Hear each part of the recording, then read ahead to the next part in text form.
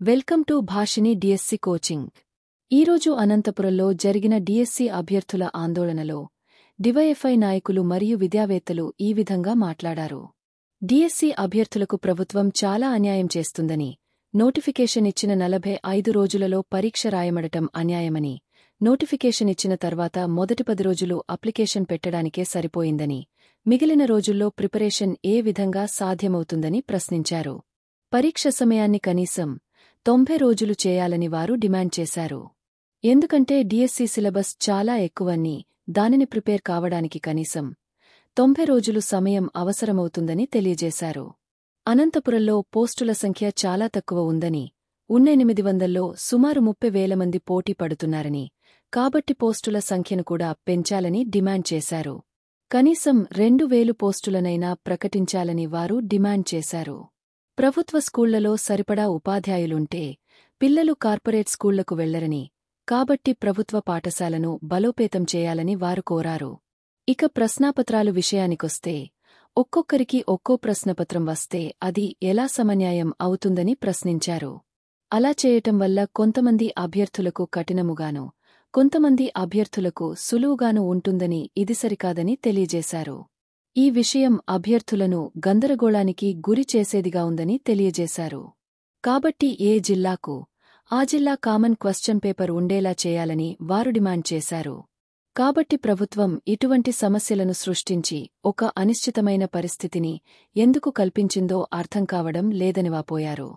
విద్యార్థులలో నిరాశ, భయాందోళనలు కల్పించడం సరికాదని వారన్నారు.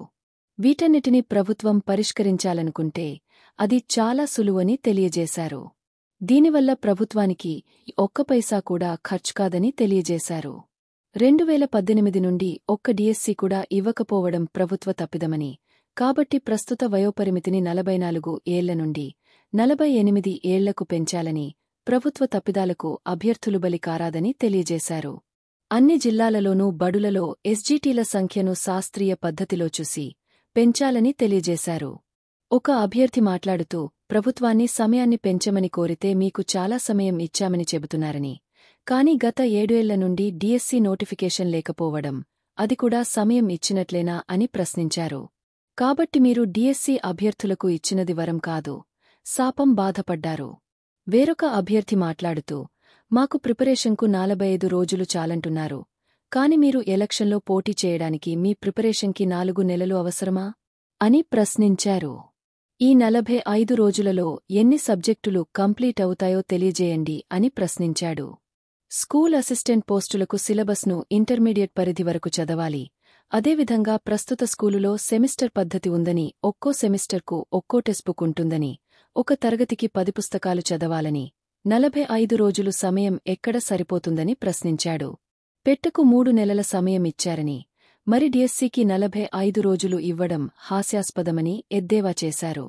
ప్రైవేటు విద్యాసంస్థలను పోషించడానికా ఈ డిఎస్సి అని ప్రశ్నించారు. ఇంతకాలం నోటిఫికేషన్ కోసం ఎంత కాలక్షేపం చేశారు అని ప్రశ్నించారు. ఎస్సీ, ఎస్టీ, బీసీలకు కోచింగ్ అంటూ కోచింగ్ ప్రారంభించి కేవలం నెల రోజుల్లో చేదులుపుకుంటున్నారు. వాటికోసం వెచ్చించిన నిధులు దుర్వినియోగం కావడం లేదా?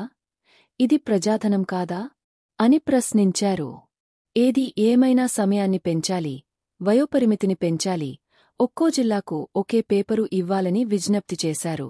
ఇటువంటి మరిన్ని డిఎస్సి అప్డేట్స్ కొరకు ఈ ఛానల్ని లైక్ చేయండి, షేర్ చేయండి, సబ్స్క్రైబ్ చేయండి.